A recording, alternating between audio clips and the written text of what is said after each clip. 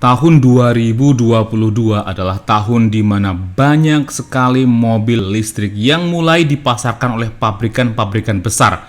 Di Indonesia saja sudah mulai ada beberapa mobil listrik yang dipasarkan. Contohnya yang paling terkenal ada Ioniq 5, lalu ada BMW i10, bahkan Wuling juga ada Wuling Mini EV, Nissan sudah memperkenalkan Nissan Kicks dan sebagainya. Membuktikan bahwa pasar mobil listrik masih sangat-sangat menjanjikan. Nah, bicara soal mobil listrik, kita tidak bisa melupakan pabrikan yang paling melekat namanya dengan mobil listrik, yaitu Tesla. Apakah Tesla sanggup melawan gempuran dari pabrikan-pabrikan yang lain? Dan apakah sahamnya layak untuk dimiliki? Hai Sobat Investor, selamat datang di Slam Invest dan kali ini kita akan kembali membahas saham Tesla. Jika kalian tertarik dengan tema-tema investasi, baik saham luar negeri ataupun kripto, silahkan klik tombol subscribe-nya karena di channel ini kita akan membahas tentang hal-hal tersebut dan mari kita belajar bareng ya.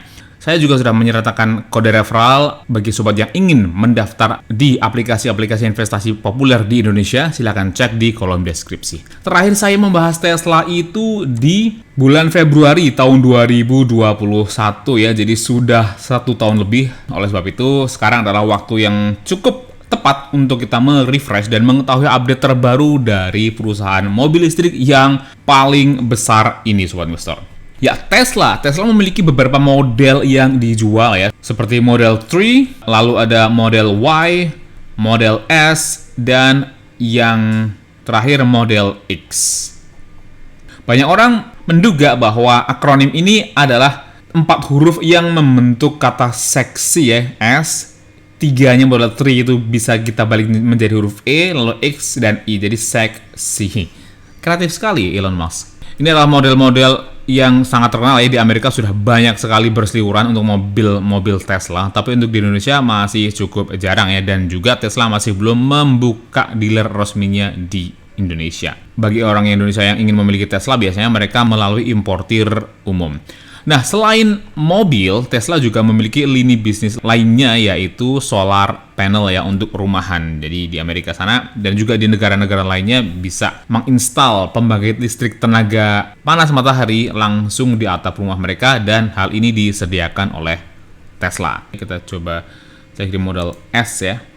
Ini mobilnya seperti ini ya, sangat elegan sekali mobilnya, seperti datang dari masa depan, sangat futuristik. Saya berharap suatu saat Tesla akan memasarkan produknya secara resmi di Indonesia. Jadi orang-orang di Indonesia juga memiliki pilihan yang lebih banyak. Ya logikanya kayak BMW saja sudah resmi di Indonesia dipasarkan. Masa iya Tesla tidak sih, sayang sekali kan. Nah, sekedar informasi juga, Tesla itu memasarkan produknya itu nggak kayak rata-rata dealer mobil ya, yang kita harus ke dealer dan sebagainya. Sebenarnya kalau di Amerika untuk membeli mobil Tesla itu kita bisa beli langsung di sini di websitenya ya, bisa order now. Jadi sangat efektif ya kalau kita bisa membeli mobil tuh langsung dari websitenya, seperti kayak e-commerce. Jadi sangat memotong cost atau biaya penjualan, biaya sales dan sebagainya. Itu sekilas mengenai Tesla. Kita cek sekarang sahamnya Sobat Investor.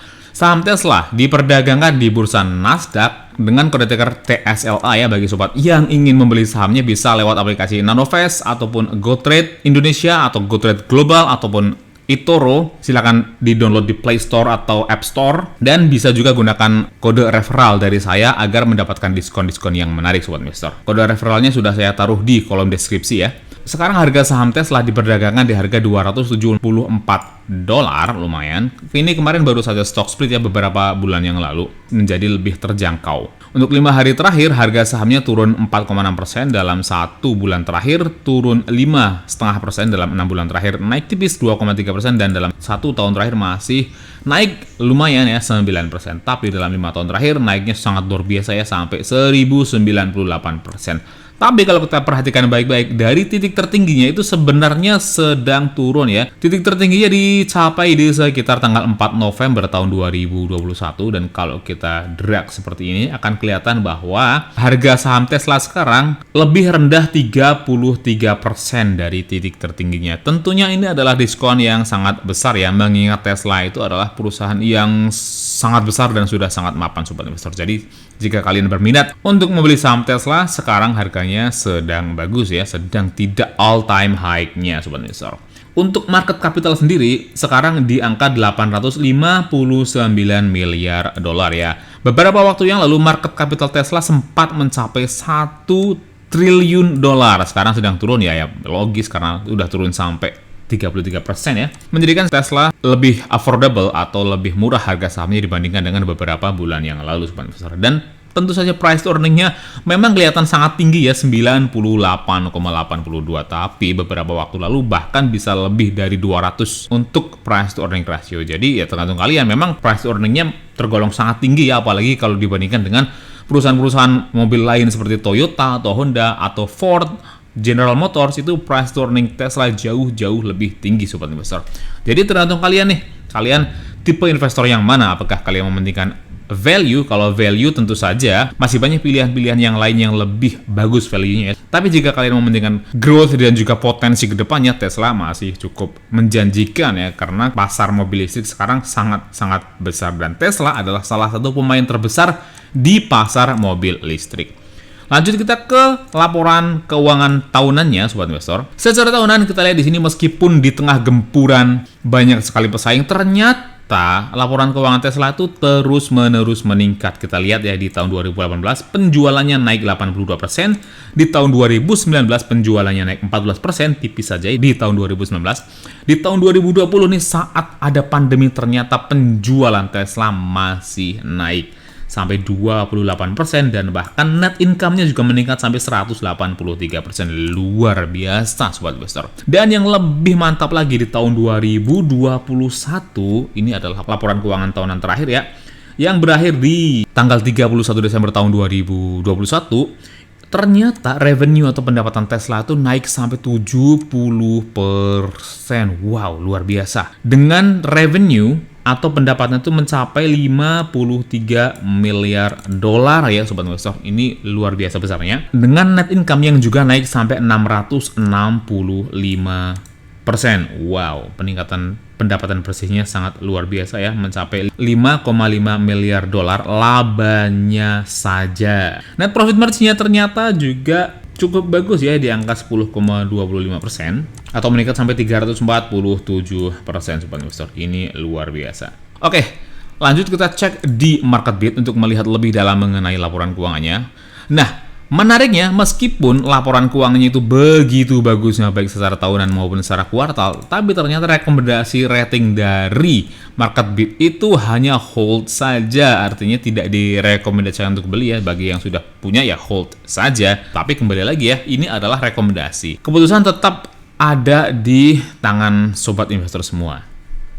Karena kita lihat memang mungkin dari analis di MarketBeat melihat bahwa sekarang persaingan mobil listrik semakin besar, bahkan Toyota juga sudah mengeluarkan mobil listriknya, tentunya akan menjadikan kedepannya itu semakin berdarah-darah persaingannya. Kita cek lebih lanjut mengenai laporan keuangannya. Untuk trailing PE-nya 99 ya, hampir sama dengan di Google Finance. Untuk net profit margin-nya di 14%, cukup bagus. ROE atau return on equity-nya juga sangat bagus, mencapai 29%. Untuk ROE yang di atas 20% saya sudah kategorikan sebagai ROE yang bagus, dan ini adalah 29%. Artinya sangat bagus ya secara return on equity. Dan return on assetnya juga lumayan bagus karena masih di atas 10% sobat investor. Nah, ini yang menarik, yang membuat saya juga yakin bahwa Tesla masih sangat-sangat bisa untuk bersaing adalah secara debt atau hutangnya.